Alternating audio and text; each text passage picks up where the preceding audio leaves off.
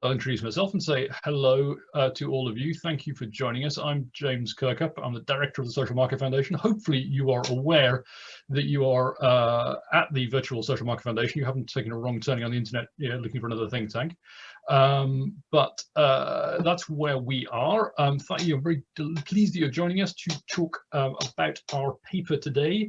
I know you've all read it. I will be asking questions later on, published by our friends Bim and Laura. In terms of running order, what I'm going to do is I'm going to get Laura and then Bim to talk a little bit about that paper, about accelerator zones and what they are, what they can do, why you should do them. Then I will go to David Cleevely to talk about Cambridge, and then finally Jim O'Neill, Lord O'Neill, will give us a tour d'horizon of the economic regeneration agenda. Then we'll go to questions. When we get to questions, please put your questions in the Q&A box. Depending on the volume of questions, we will actually come to you and try and spotlight you, put you on camera, and you can talk directly to the panel and put your question. If I've got a great big basket of questions that would mean we haven't got time for that, then I might actually summarize them and put them to the panel on your behalves, because we have about 80 odd people with us at the moment, which is nice. I think that's about all. I'm not going to do the formal introductions or again read off the CVs and honors of our panelists. It would take all day. I will let them introduce themselves and explain to you who they are and why you should listen to them. If you should listen to them, I don't know. I think you should. So without any further ado or blethering on from me, I will hand over to Laura Trott, MBE. MP. That was the one on. There's one honourable mention. Laura, tell us about accelerator zones, what they are, why they're a marvellous idea, and why we should all, why all good policymakers of all parties should be adopting them forthwith. Thanks, James, and thanks to the SMF for hosting this today. So Laura Trott, I'm the MP for Sevenoaks, and the report that we're talking about today came out of a central kind of premise from Bim and I, which is when you look at the United States, you have a number of kind of regional specialisms. If you think about New York for finance, Los Angeles for film, for creative media, you've got Silicon Valley for kind of tech. And you just don't see that to the same extent in the United Kingdom. It's very much London-centric. You've got Aberdeen a little bit for oil, you've got some pockets of real innovation, Manchester and others, but the real standout success has been Cambridge. Cambridge has been a revelation in terms of economic growth, in kind of getting that real magic formula between turning research into businesses and startups. The rate of patent application is far above anywhere else in the United Kingdom. And it has spillover effects too. The regional unemployment rate is really high. It's had really great impacts on Peterborough and other places. So the exam question that Bim and I were trying to answer is, how can we help encourage other Cambridges in the UK to build on existing specialisms, to build on regional points of growth and strengths, to make sure that we can furnish specialism throughout the UK. So what we did is we went away and spoke to experts from What Happened to Cambridge, for example, David Cleevely, who you're going to be hearing from very shortly, and people who have done this many times before and worked on regional growth for a long period of time, Jim, Lord O'Neill and others. And what we put together is a paper which draws together something called Accelerator Zones. Now, Accelerator Zones have 4 key aspects to them, and we're trying to learn lessons from Cambridge as well as everything that's gone on in the past. So the first point is around people. What we know is that the key part of Cambridge's success was having the right people to start up the businesses, to draw things together, to translate that research into economic growth. So what we propose is allowing unlimited visas for skilled people to come into accelerator zones. Now, a crucial part of this will be that those visas are matched by local jobs being created, because it's very important that the surrounding areas see the benefits of this as much as the businesses themselves. The second part is around property. Going back to that principle of learning from what has happened previously, we know that the property aspects of enterprise zones, which are in place at the moment, have enabled regional growth. And we know that property and allowing clusters to form was, again, a key part of Cambridge's success. Third point is around incentives. We're trying to accelerate this, the clues in the title. So we've chosen capital gains tax, and Bim's going to talk about that in a bit more detail shortly. And the last point, and this is something that I don't think is discussed enough, but has been very critical when looking at Cambridge and also when thinking about growth from academic literature, and that is around building networks. It's making sure that businesses have the access to research, have the access to local government. So what we propose within our paper is that we set up a series of networks that link not only to government, but also to Cambridge and to each other, so that we are creating network effects not only within the area, but also across the UK. Now, this proposal is not something which is going to work everywhere. It's only going to be applicable to areas which have existing specialisms. The point is to accelerate it, not to necessarily start something from scratch. There'll be other policies which are in place to do that. But what we hope is put together, this will make a real difference in terms of turning what are at the moment pillars of strength, but not economic powerhouses, into something that will really make a big difference to economic growth across the UK in the coming years. Thank you very much, Laura. You're putting out a job by setting up Bim's observations on tax and I guess the wider context, Bim, because obviously there's a budget coming up soon. Here you are talking about tax. Can we draw you add two and two together there? Yeah. So thanks very much, James, and thank you for Social Market Foundation for hosting. The key tax measure here is really about trying to incentivize two key things, in addition to everything that Laura has said. The first thing is we are trying to get extra investment to come into the country, and in particular focusing it in these accelerator zones. So this isn't just about, because sometimes there's always a debate whenever you set up a zone of any kind or a free port or an enterprise zone or whatever it is. This isn't just about sort of distributing existing investments somewhere else within the UK. This is about getting extra capital. How do we do that? We do that through giving a big capital gains tax exemption. So you pay 0 capital gains tax if you're on the investments that are held for at least 7 years. So for 7 years or longer. And we hope that this will incentivize the right sort of longer term investor, somebody who wants to make a difference in an area over a medium long period of time. Because by doing that, we can actually help accelerate these areas of existing specialism that Laura has also said. Now, the idea, sort of why we looked at this, was because in the United States, they've got these things called opportunity zones. Now, they're different to what we're proposing here. They are not focused around areas of, around where you've got existing universities or research centers, which is what we're proposing here. But they did have this key element of incentivizing using capital gains tax, or rather capital gains tax incentives, incentivizing long-term investment, because so much of what we need in this country to build long-term productivity, to deal with our long-term problems, particularly when we look at the regional aspects that we spent some time talking about, is long-term investment. And that's why we've picked that particular tax incentive. And yes, there is a budget coming up, and we hope that the Treasury and the Chancellor look on this idea favourably.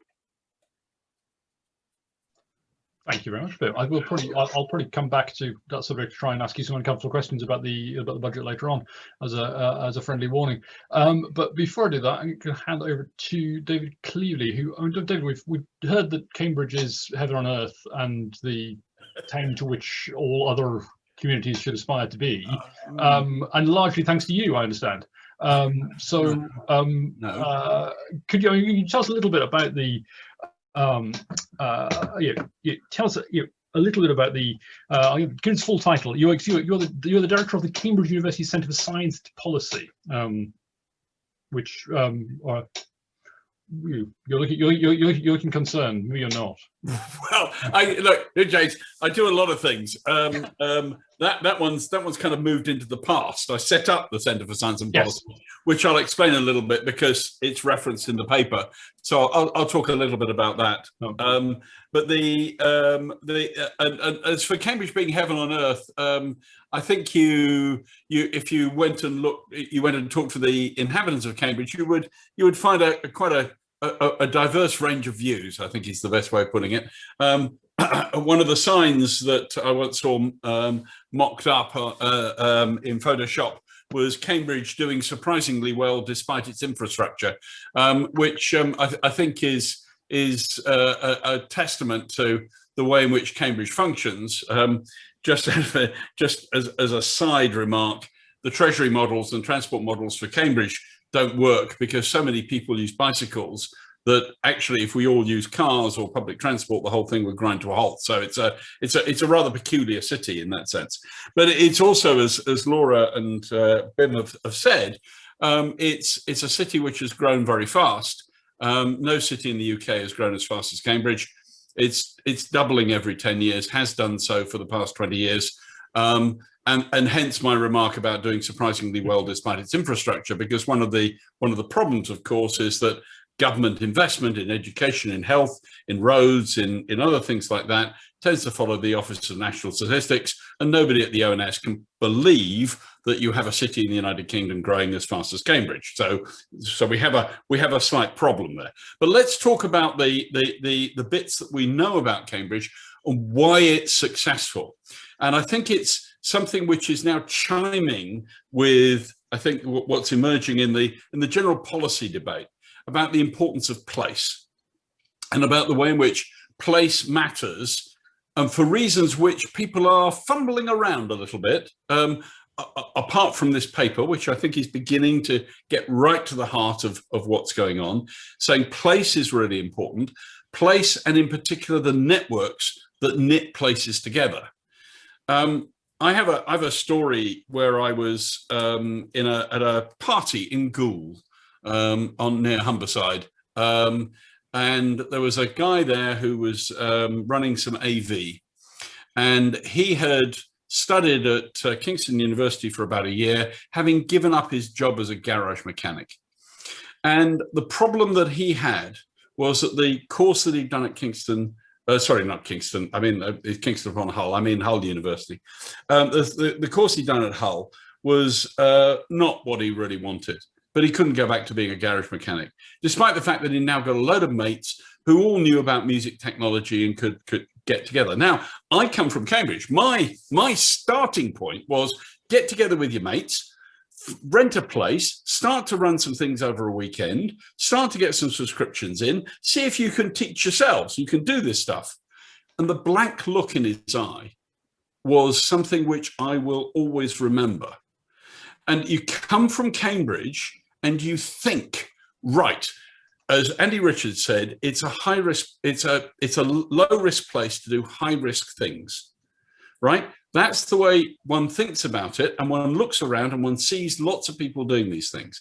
We need to spread that, because otherwise people in Goole or in other places in the rest of the United Kingdom will not be lifting their eyes to thinking about what they can do. And it doesn't matter if it's small, like somebody setting up an AV business or teaching people digital music techniques. You know, this guy was full of piercings and tattoos and stuff, but he was a bright guy, you know, he had a lot going for him, right? We need to inspire those kinds of people. The other thing I want to say about the importance of place is something that Nesta did as a study, where they looked at accelerators going into regions in the UK. And they found that non-accelerator related investment started to boom about 2 to 3 years after the accelerator started. Now, the reason for that, I think, is perfectly clear. It's about networks. It's about networks of people networking with their peers, seeing what's possible, starting to talk to each other. Now, we know that that's the way this works, and this is what this paper really is about. It's about the importance of place and the importance of networking. And that I think is potentially transformational. Networking as we were chatting before the audience arrives, we have people in common. A lot of things have happened to all of us as a result of that networking. This isn't just an accident. This is actually how the system works, and we need to operationalize it. And that's why I'm so pleased with this paper. It actually is getting to the heart of how do we start to make this properly a proper process, a proper functioning process that we can roll out across the UK. Thank you very much, David. Now, you've raised some really good points there, and I think I suspect we won't be able to get through the full hour without talking about agglomeration effects, which are terrible, some terrible jargon, but which obviously, and the warp and weft of fashion, which is sort of, I don't know where we are in terms of the the ups and downs of agglomeration effects, but that I think is definitely on the agenda. But I will, before we get on to that sort of nerdery, I will hand over to Jim O'Neill for the magisterial upsum of the policy the policy landscape and where this paper fits and what happens next. Now, he may or may not want to use the word agglomeration. I don't know. Over to you, Jim. Thank you, James. You're far too kind. Listen, I'll try to be brief so there's plenty of time for you to probe us further. Congratulations to Laura and Bim for the paper and for you guys for hosting it and them and this event. And obviously it's a pleasure to be on the same event as them as with David, who, as you summarized, and is witness to a longer history on aspects of some of this than me. So let me say a few things. I love the clarity and spirit of the ideas that Laura briefly summarized. Not least, as I joked with them both when they presented it first to me, some of them are very close cousins of things that we published in the Cities Growth Commission, which is where I got my early interest in all of this, gosh, going back nearly 8 years back now. And I do think at the core of the very complex oddities of the UK over the past 70 years and the staggering imbalance of our economic geography is that we have all these seemingly brilliant universities, if you look at any kind of measure of world university success. And yet many of them are in the areas of the country with the weakest productivity, and there is something badly fundamentally wrong with that. It's not obvious to me what all the answers are. I've thought probably more about it than most, and even if you have suspicions as to what they are, it's not quite so easy to turn it on a dime and get it all functioning tomorrow. Second thing to say in that regard is a sort of deliberate idea for Laura and Bim to think about, and interested in your own views, James, about this, and David's, that, you know, in a sort of thought experiment, one would wonder whether Cambridge's success, let's say, over the past 30 years or so, is also partly because of its relative closeness to London, and if London hadn't become the world's global city in this era of globalization, quite whether Cambridge would have pulled it off as easily as it did, or as successfully, not easily. And there are other things that one could go with that. The other somewhat contradictory response I have, despite really liking and welcoming the ideas, thinking about it carefully and going back to the sort of criteria of what drove the Cities Growth Commission, is that we deliberately didn't want to boost growth in other urban areas at the expense of, in that case, London. Although, as an aside, it might well be that some of that's happening anyhow, albeit not deliberately. And secondly, along with that, and here the sort of the economist in me really comes out. I'm quite dubious about a lot of, if not temporary, artificial stimuli. In that, not least because James, David, you both know historically quite a lot of subsidy programs and tax incentives have been pursued in one way or another, albeit frankly quite light-heartedly and without serious intent in parts of England in the past, and it's not really led to lasting success. And in that sense, I'd describe myself more of a sort of supply side type that thinks what you really need to do is things to unlock natural local productivity, and with it, unleash, particularly for where one would think of many of the ideal accelerator areas that Laura and Bim would be thinking about. What can they do themselves to behave differently than they have done for the past era in order to make sure that all these favorable treatments, in particular the cap gains tax, would result in lasting success rather than some sort of distortion of incentives? Coming from the world of finance, I'm more than aware when offered an opportunity, the financial world is pretty good at using it to the full, and the unintended consequences of a capital gains tax of zero for seemingly aiming their investment in an area of special need needs to have a lot of homework done on it. But that said, I think it's a really good idea, as I think both Bim and Laura touched on. It seems to have been having some success in the States. And we need to, at the core of all these various different issues, I've now spent best part of those 8 years thinking about, 17 months of which was in government, is turning what often ends up being a vicious circle in these places into being a virtuous circle.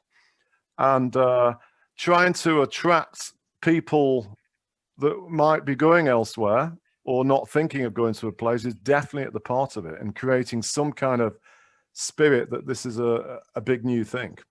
Lastly, on agglomeration, I mean, maybe we'll come back to talk about this. Of course, at the premise of the whole Northern Powerhouse idea, which came out of the Cities Growth Commission, is the uniquity of the fact that there are a number of reasonably sized cities by England's stance, very close together.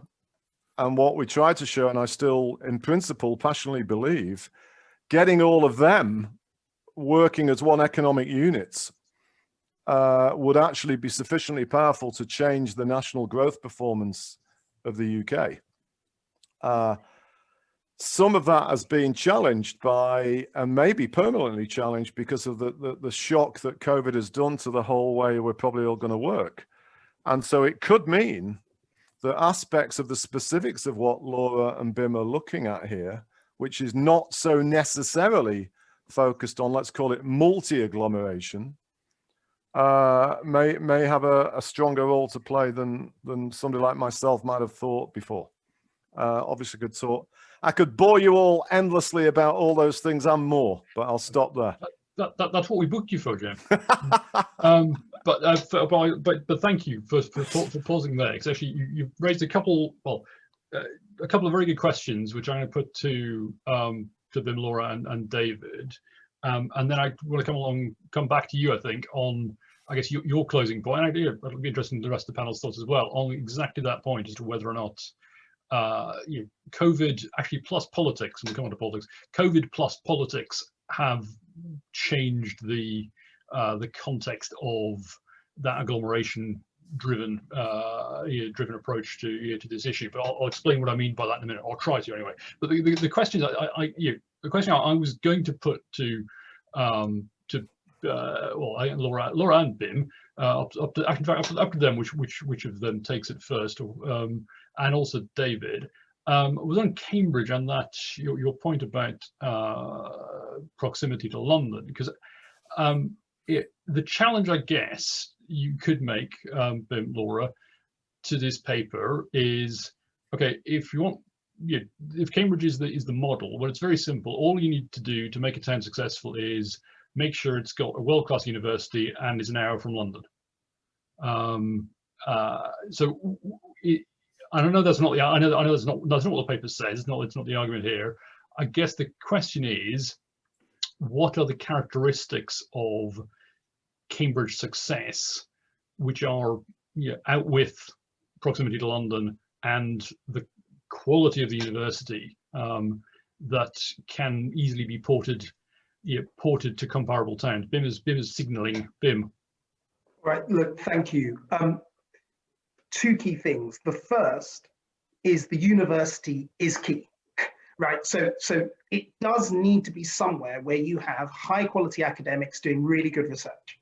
Right, so that is definitely a necessary but not sufficient condition in and of itself. The second point around proximity to London is not really borne out in a huge amount of the evidence in terms of where the areas in which Cambridge does very well. Because if you look at the bioscience area, for example, this is not something that is a particular bias towards being, for example, near the City of London or necessarily being near Heathrow Airport or any of the particular reasons why you need to be in London. It helps that it's a nice place and that it's picturesque. I think that matters. But I think you can find that all over the UK, i.e. somewhere nice where people want to live. I think that bit matters. But the key thing to this, compared to a lot of previous enterprise zone work that's happened over the last 10 years and in other countries, is that it's bottom up.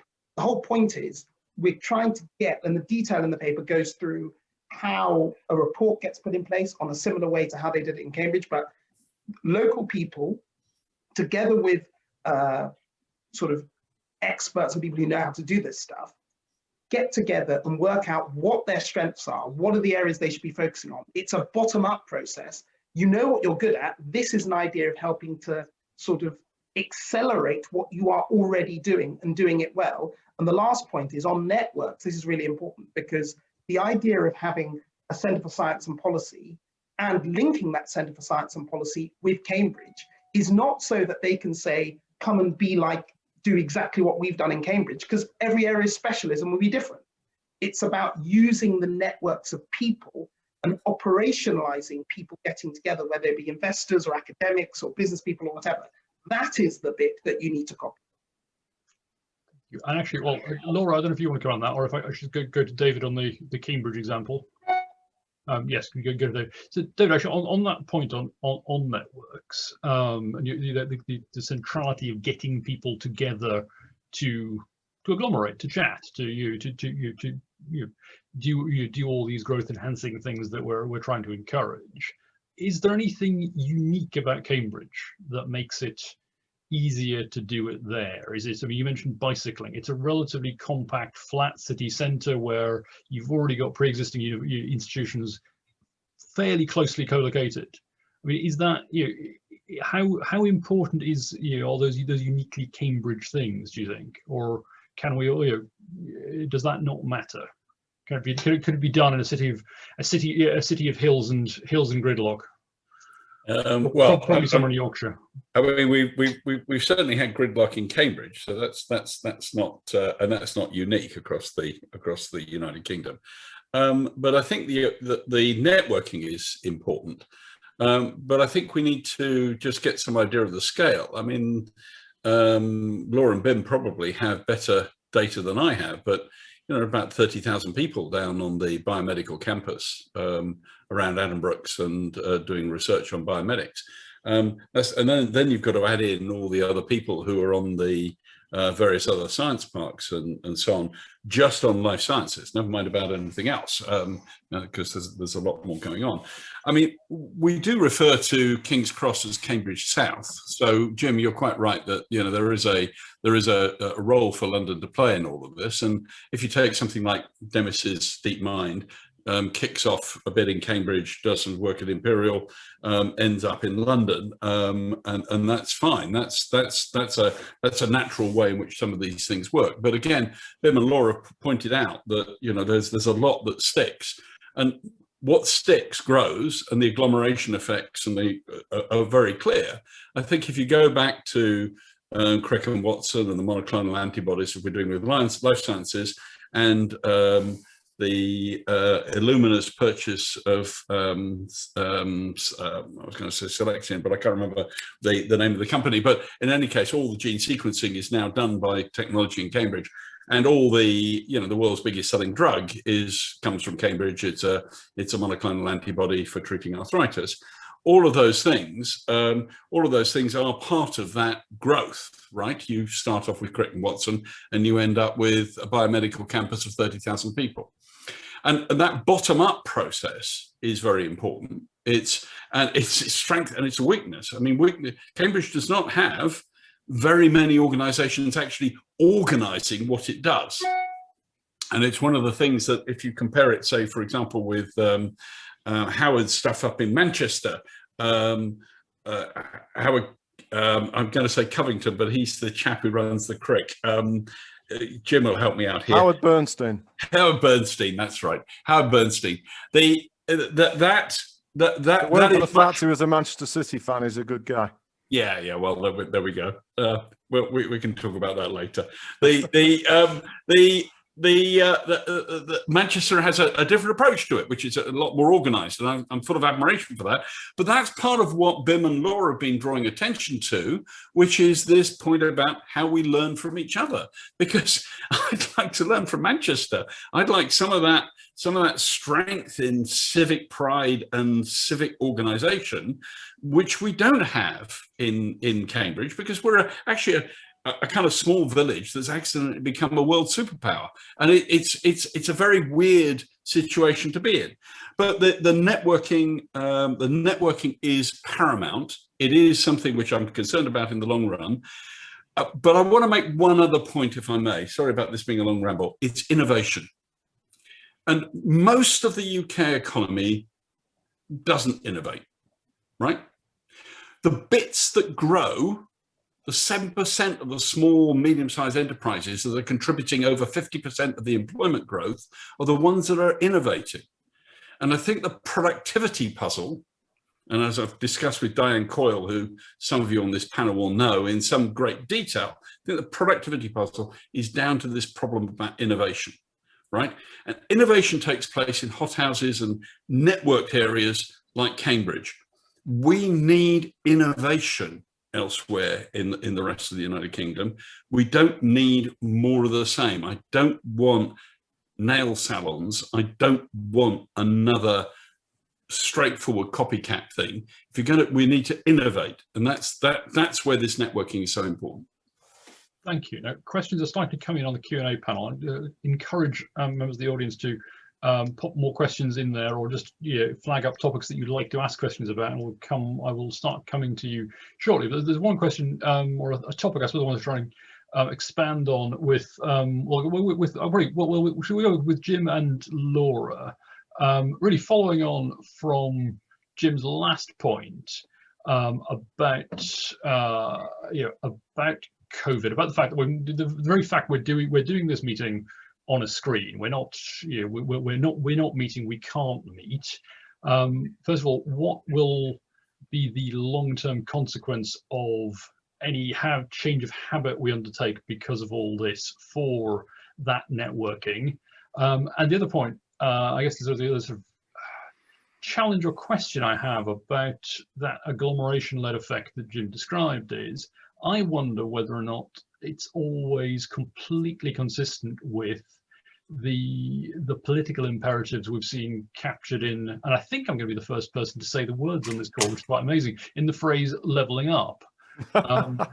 Because some of levelling up, and I know nobody knows what it means and no one will ever know what it means, and that's fine.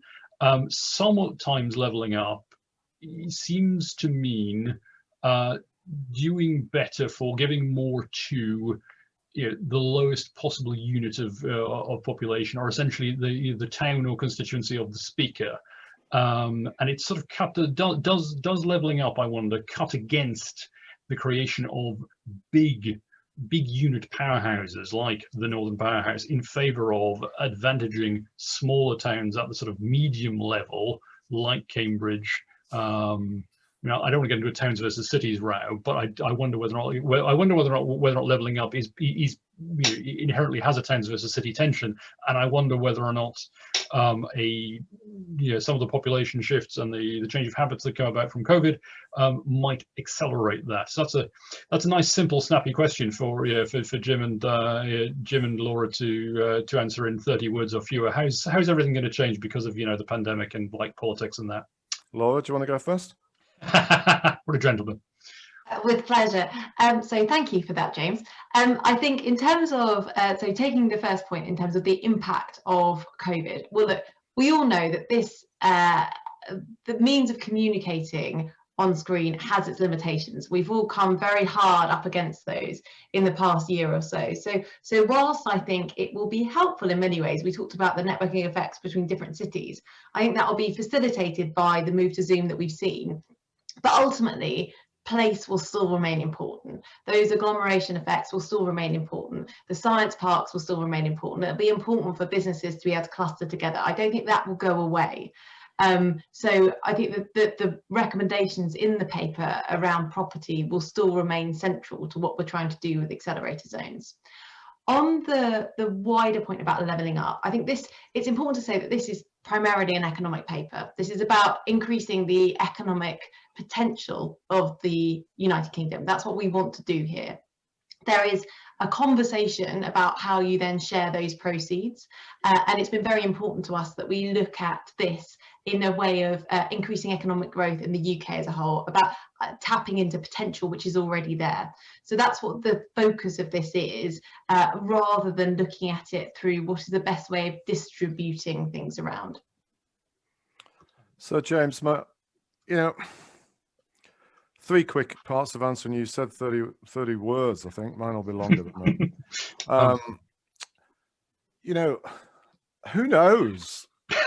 Who knows? I mean, I think, frankly, anybody that claims with too much confidence what the difference between the immediate and long-term effects of this is not probably worth listening to, frankly, but who knows?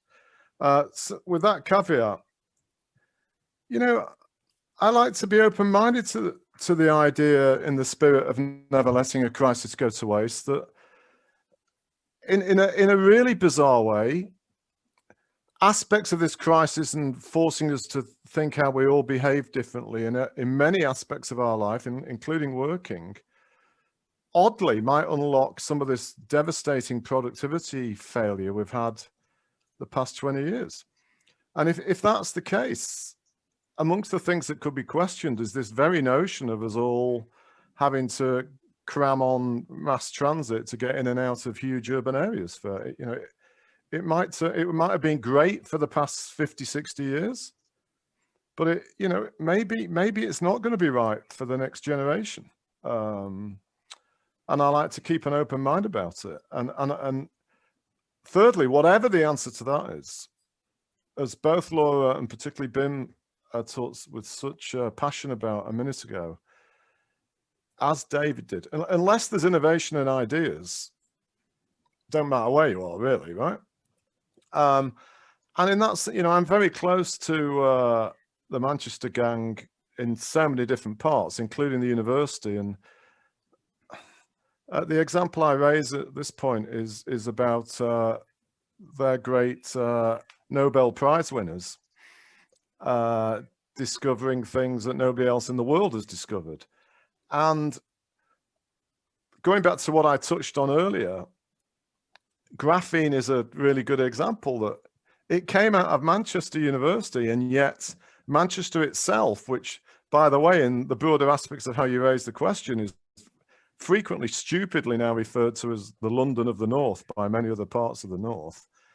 It can't do anything to really kickstart graphene being a huge value added multi-thousand employee business yet. And so it doesn't even necessarily follow that having really good research things coming more out of a university in itself will generate, the Holy Grail.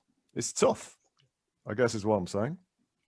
Thank you. Now, which reminds me of, I'm going to warn you all later on. I'm going to ask one as we close, one brief question asking you for your thoughts on what universities themselves can do to help with this agenda, because I think it's, I'm very conscious that we're talking about universities a lot and we haven't got them on the panel, so I'm going to take advantage of that and ask you just to give them unsolicited advice. Now, before we, but that will be at the end, so you've got 15 minutes warning that's coming. I'm going to go to questions now. The first question, if we can put her on screen on camera, Charlotte Devonish, who's been extremely clever and outflanking me by putting questions in both the Q&A panel and the chat panel on 2 different topics. So it's a pincer attack, and it's going to work. So Charlotte, if we can, Charlotte is now on. Her name is on the screen. Hopefully she'll unmute in a second, and we can actually, Charlotte, put your double-barreled medley of questions to the panel, please. Yeah. So most of my questions are focusing on kind of the planning aspects. So I was wondering how you foresee this fitting in with the planning white paper that's just been released, given that the focus is building our homes for our growing population, as opposed to changing the different uses of buildings for things like business and logistics. So I don't know if that's something you want to touch upon. That sounds great. And Charlotte, sorry, I should ask, where are you joining us from, Charlotte? Forgive me for asking. CT Group. Charlotte from CT Group. And Bim waved first, an enthusiastic response to that. Very quick. It's entirely in line with the government white paper, because the key aspect to that is zoning. So to basically designate in different areas where your commercial sector is going to be, your industrial sector, your residential.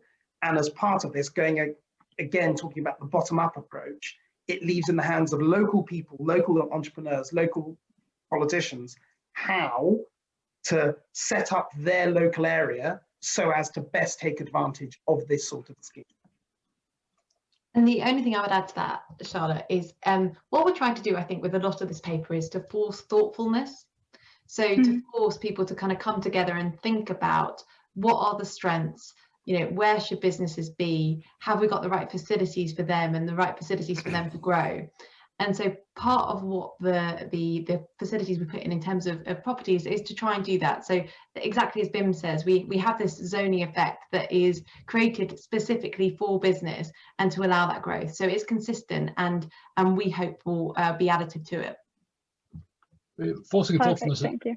Forcing thoughtfulness is a very good aspiration. I should give away trade secrets as someone who runs a think tank. Essentially, about half of all our recommendations come down to, can we please ask politicians just to think a bit more about stuff?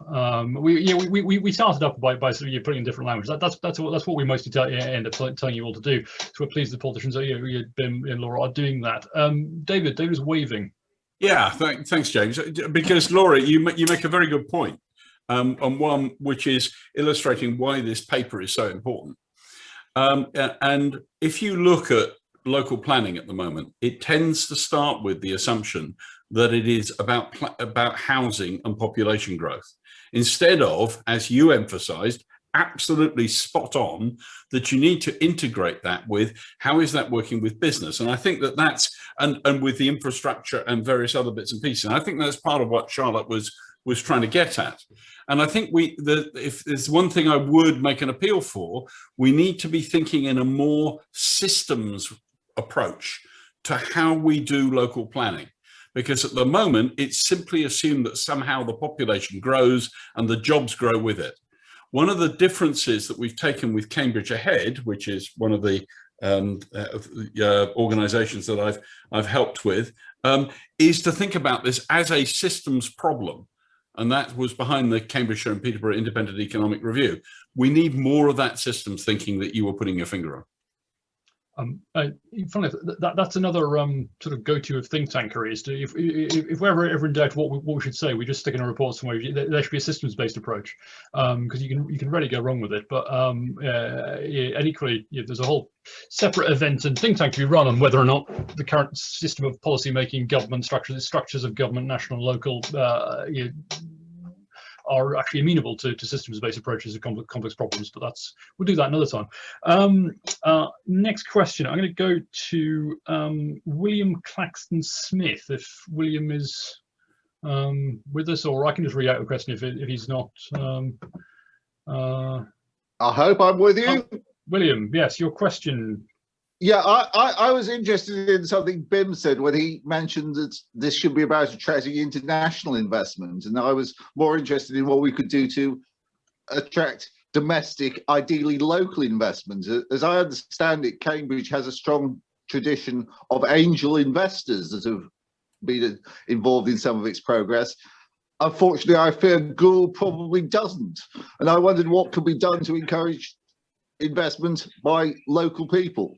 Local, yes, local people, local institutions, perhaps. Given that I think over time various governments have looked at questions about use of local government pension funds and all those are the resources. But yeah, broadly, any volunteers for the local UK investment aspect of this?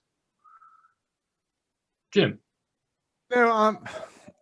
This is something that comes up in many fora where I'm at about the supposed absence of local finance. But, you know, as somebody who's devoted as much of my time as I have to finance, you know, it's very mobile and it's very fluid. And if there's a good idea somewhere, the money will appear.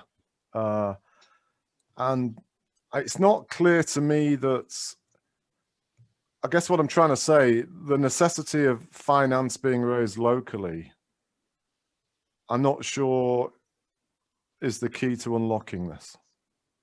All dollars are green. Yeah. David. So just briefly, since I'm also a founder of Cambridge Angels, and Cambridge Angels in the last 12 months probably been involved in about £80 million worth of investment.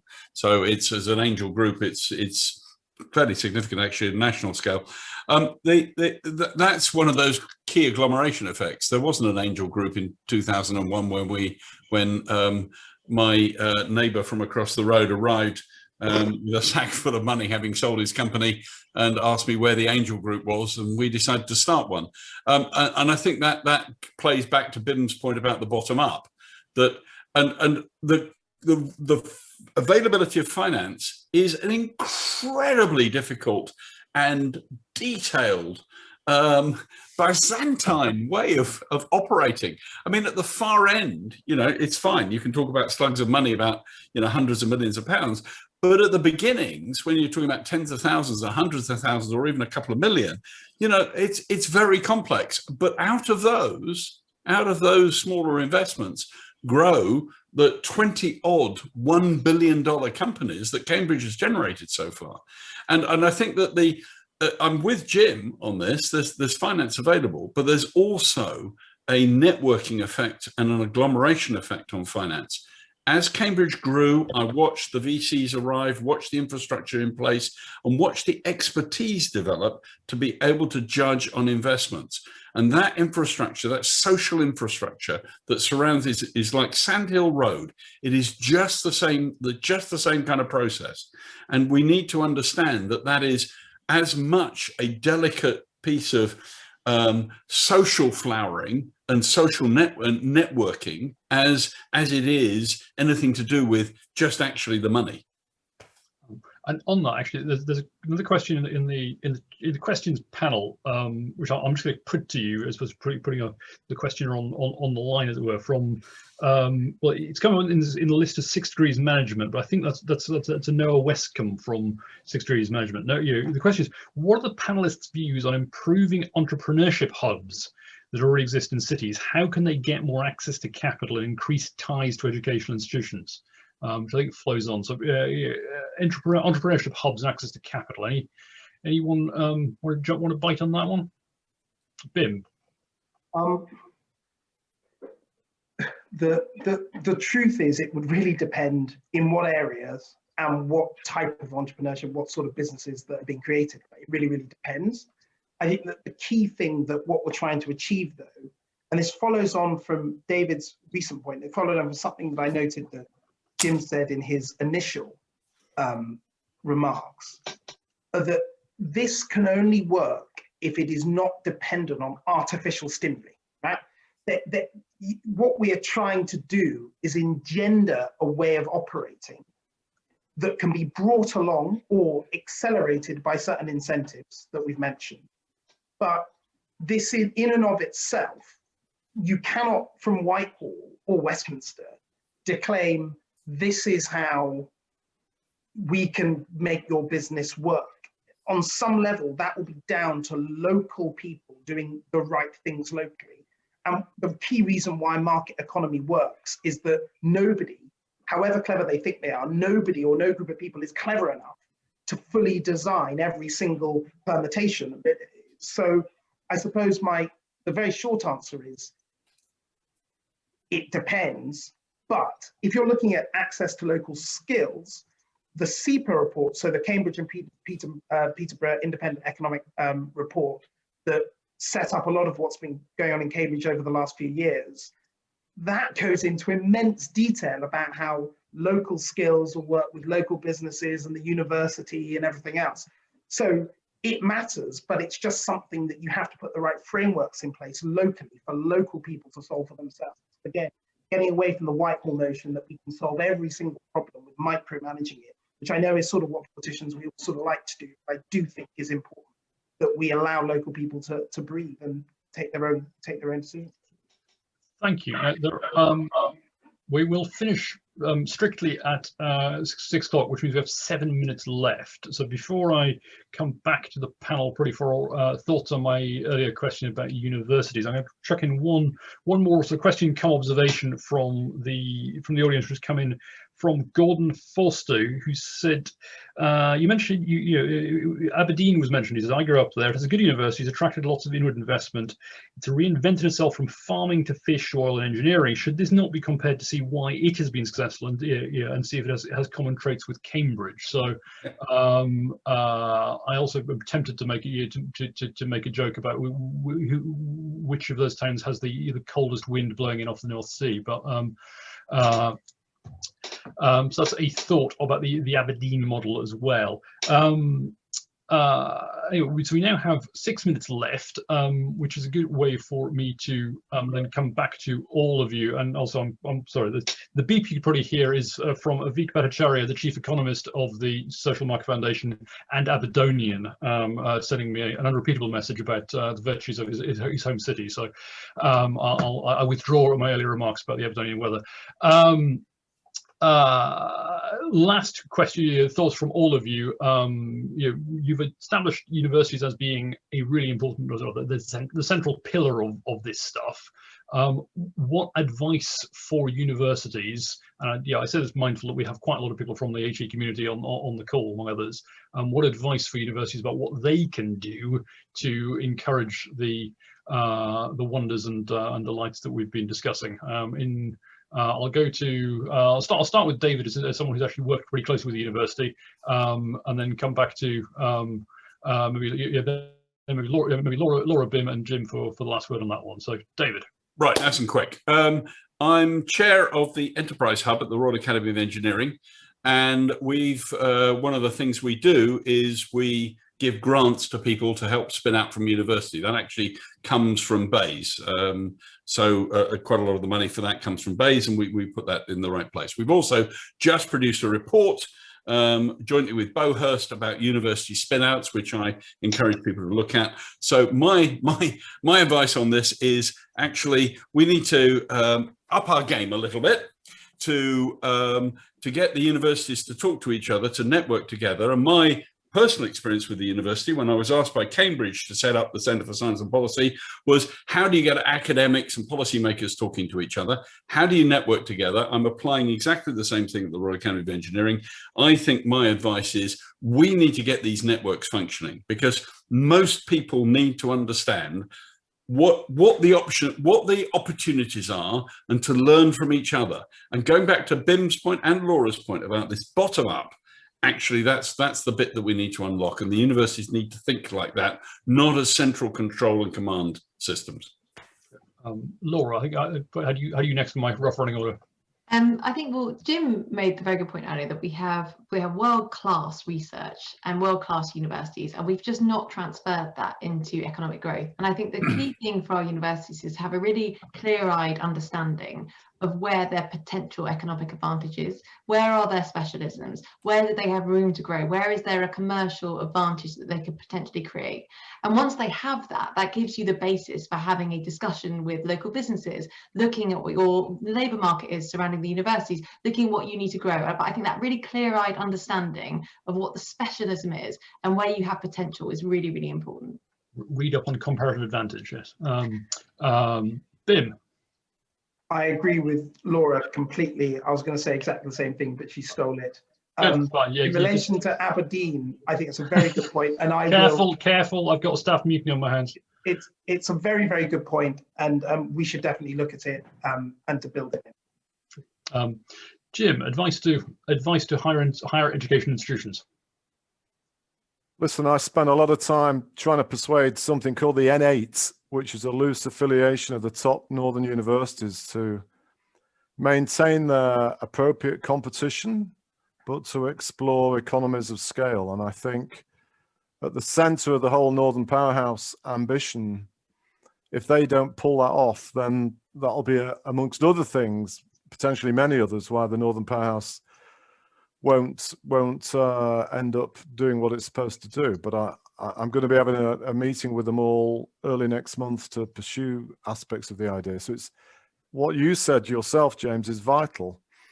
But I'd also go back to what I said earlier. It's not sufficient. You know, I don't know so much about Aberdeen, but I'm aware of its success as a university and as a city to evolve itself. Edinburgh, you could have equally said, in some ways, not more, given its success. But I think, as I said, we have 16 of the world's top 100 universities, typically in the Queensland Index, the best known one. 8 of those are in the north, maybe 9, and they're in really, really low productivity areas. And something involving many, many different players in society needs to do something about that. Otherwise, ultimately, what is the point of having all these great universities? That's fortunately for everybody, we haven't got time to answer that question, but I think that's a really good question, and I would love to get you back, so all of you back, to have more of a conversation about that, because I think there is that's something that we could usefully and productively discuss, probably more so than some of the political conversations taking place in recent years about the role and nature and quality of universities. But we'll leave aside that whole dialogue for now. I think I will choose that as a moment to bring down the guillotine with ferocity on this event, because in the corner of my screen anyway, the clock is literally ticked onto 6 o'clock, which is the end of the time I'd asked you all to be here for. With that, I'm just going to say thank you all very much. And thank you, David and Jim, for giving us your time and your thoughts. I'm really, really grateful to Laura and Bim for publishing this paper with the SMF. Bluntly, there's as a market-facing think tank, we are aware there's a market in think tank outlets for good ideas, and other think tanks are available. So we are grateful to you for bringing your custom to us this time. We hope you enjoyed the flight. But with that, I will just say thank you all very much. I know, sorry, some of you did ask questions in the panel. I didn't get onto them. Do drop us an email. We'll try and pass them on to Bim and Laura and others. And if you haven't already, check out the paper, which is at www.smf.co.uk, and come back and see us again sometime on this Zoom screen, and hopefully, fingers crossed, maybe in the autumn, come and see us in the office at back in Westminster, if I can remember my way back there, because I've forgotten it by now, frankly. I think it's on Tufton Street, somewhere near the House of Lords, but it could be anywhere by now. So anyway, with that, thank you all very much, and goodbye. Thank you. Thank you. It was a pleasure. Thanks for including me. Well done, Bim and Laura. Great stuff. Yep.